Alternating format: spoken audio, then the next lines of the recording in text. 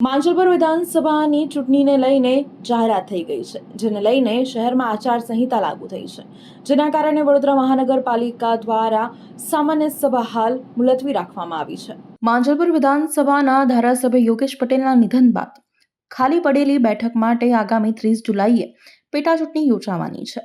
ચૂંટણી કાર્યક્રમ જાહેર થયા બાદ સમગ્ર વિસ્તારમાં આદર્શ આચારસંહિતા અમલમાં છે. આચારસંહિતાના નિયમોને ધ્યાનમાં રાખીને વડોદરા મહાનગરપાલિકાની આજે યોજાનારી સામાન્ય સભા મુલતવી રાખવામાં આવી છે.